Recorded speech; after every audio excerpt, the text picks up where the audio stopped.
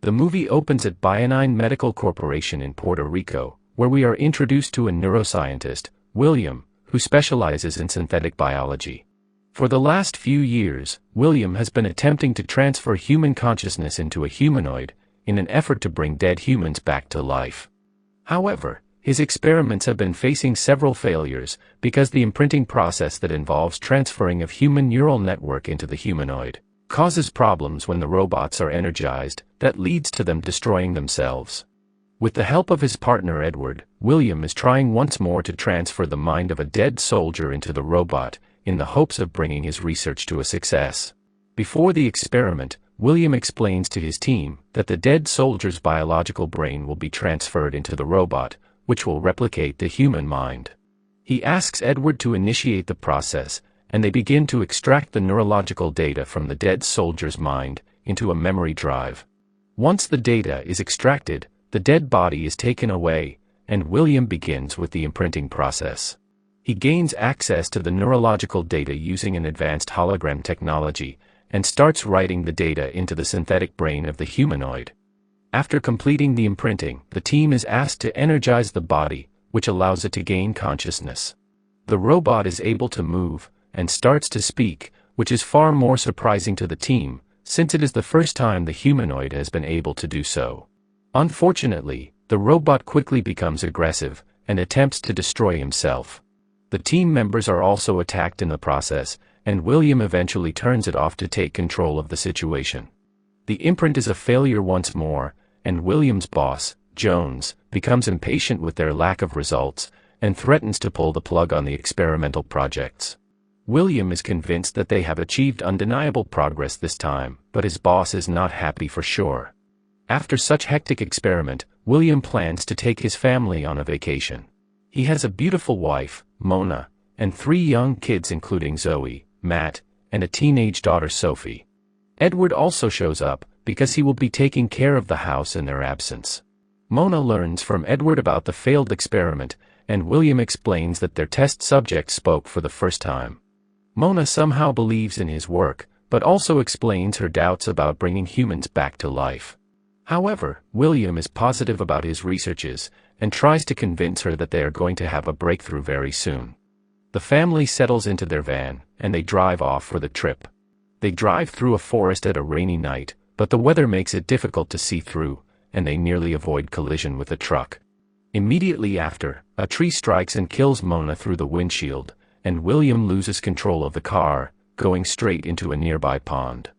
Surprisingly, William survives the crash without an injury, but his wife and all 3 kids are killed. A heartbroken William pulls his dead family out of the car, and sobs over a dead little Zoe. He then gives a caring hug to Mona, and decides to call Edward for help, but with the intention of resurrecting them. Edward arrives with some necessary equipment, and is shocked to see William's whole family dead. When William asks him to assist him, he declines the idea of resurrection, because he is not mentally prepared for William's plans right now.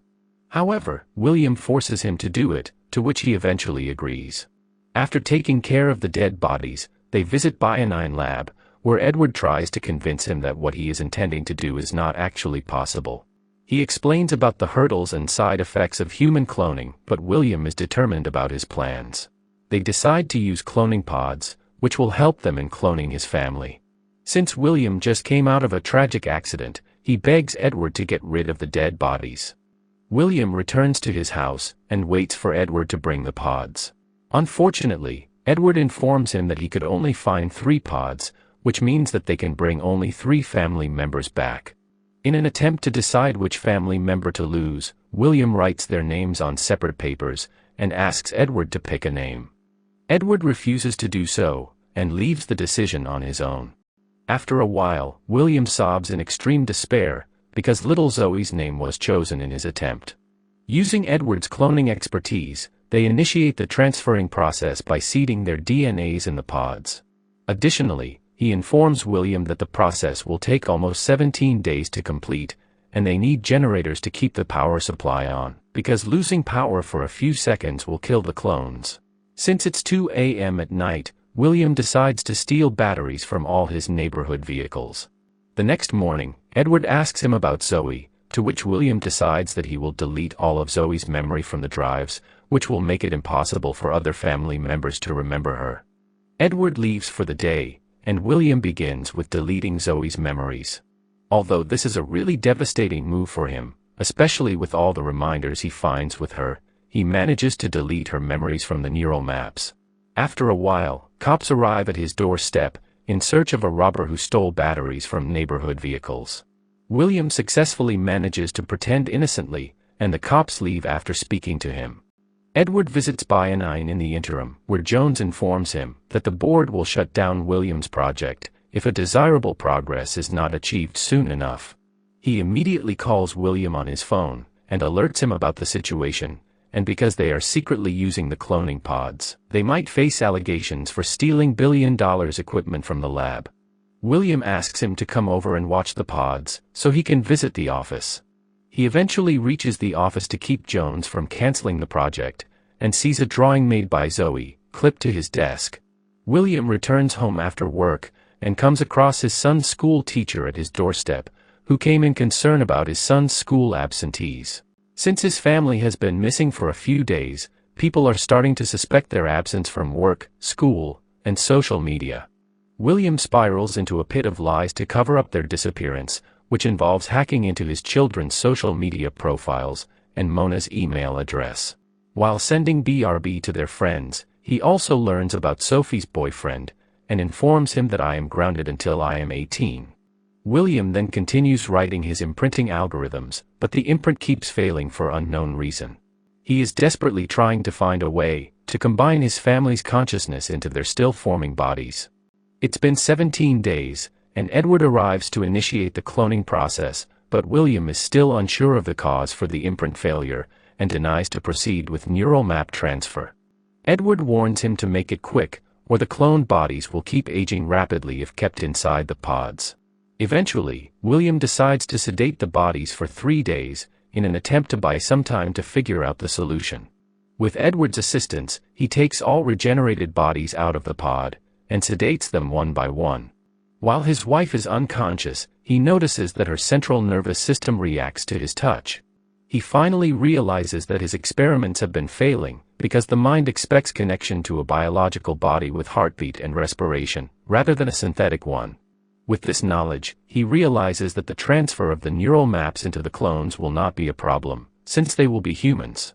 Edward also agrees to William's claims, and he begins working on a simulated mind-body interface to make the android body appear biological.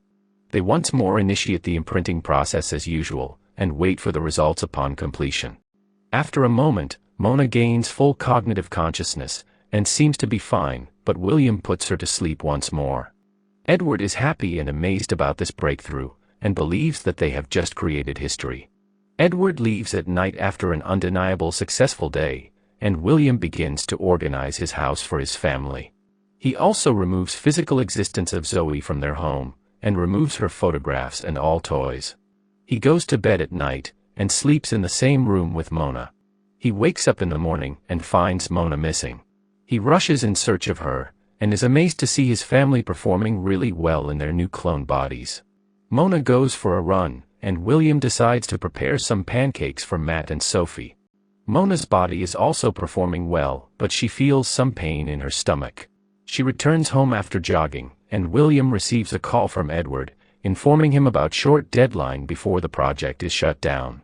He rushes to his office to fix the very real issue with the synthetic failure, but this time, he is much aware of the cause of failure. Instead of following the same synthetic method, he decides to use his own consciousness with plans to upload it into the robot. Despite the real consequences, he goes to the bathroom, and secretly extracts his own neural data into the hard drive. William returns home at night, and finds Mona standing behind the door with some questions. She is concerned about her medical conditions, and claims that something is not right due to her missing memories. William comforts her for the moment, and asks her to sleep. Sophie also faces a nightmare about her family's death, since she also has residual memories of the accident. He takes an unconscious Sophie downstairs, and starts deleting the memory of the accident from her neural map. However, Mona catches him doing this, and asks him about the truth. William finally informs her about the crash, and tells her everything that happened, except Zoe. Mona is sad to learn this harsh reality, but eventually accepts it. The family is having dinner together, where Sophie suddenly asks about Zoe, and Mona also begins to suspect after noticing a bunk bed in Sophie's room. To make things worse, Jones interrupts the family dinner for a quick meeting with William. In their conversation, Jones reveals that he is aware of everything that William and Edward have been doing, and that he was allowing them to proceed, only to monitor their chances of success. Jones further adds that the research they have been working on was not intended for medical purposes, but was designed to provide advanced military, in order to replicate brain waves for the army. This would allow the best soldiers to be replicated over and over again. He gives William one more night with his family as a chance to say goodbye, and tells him that he will be terminating them after this. Jones is finally revealed to be the bad guy, and asks him for the algorithm. Jones also has some hitmen on standby, who are ready to kill William's family. William returns with the algorithm, but injects Jones with a sedative, knocking him unconscious. He then destroys the algorithm in the hard drive, so that the only copy is in his head. William finally confesses about their daughter Zoe, and admits that he couldn't bring her back to life, so he had to erase her from their memories. He also informs her about the danger situation, and decides to leave with his family, while the hitmen are still waiting for Jones' orders. The family goes on a run in their vehicle, in an attempt to escape from the island. However, the thugs easily track them down, and it turns out that the GPS trackers are inside their cloned bodies. Mona decides to drive off to her clinic, because the only way to destroy the trackers is to fry them inside their bodies. Mona uses a defibrillator to apply charge on Sophie's body, which destroys the tracker. She repeats the same step on Matt, destroying the second tracker as well. William then assists her in destroying her tracker, and the thugs eventually lose their sight. The family immediately exits the clinic, and drives off towards a boatyard, in an attempt to escape in Edward's boat. Unfortunately, as soon as William leaves his car to start the boat, the thugs arrive at the location, and kidnap his family. William is watching in horror, but is completely helpless in saving them. The family is taken to Bionine, where it is revealed that Edward is the real culprit, who informed Jones about everything. William pursues them to Bionine, and attempts to trade the algorithm for his family's safety. Jones erratically points his gun at Mona, but shoots Edward in the head. He then forces William to finish his experiment, and write the algorithm for the humanoid.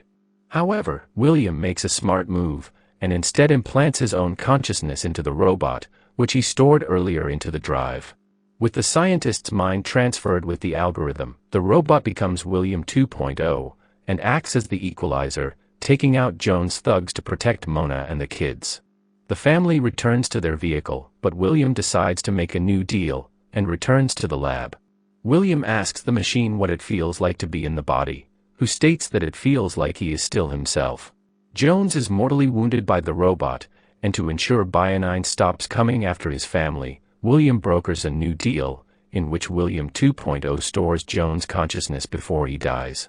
William says a final goodbye to William 2.0, and gives him the responsibility to take care of the rest. 17 days later, William's family is vacationing on another island, where he brings little Zoe to them, now in a replica body, confirming that William 2.0 cloned her for them. Mona finally gives her a caring hug, and the family gets to live their life in peace. The big twist occurs in the final scene, as a reborn Jones is shown in Dubai with William 2.0, decked out in a business suit. They're offering old, dying millionaires the chance to upload their minds into new, younger clone bodies, thus cracking the secret to immortality with the mind living on forever, and signifying that the technology will now perhaps be used for good, rather than the military.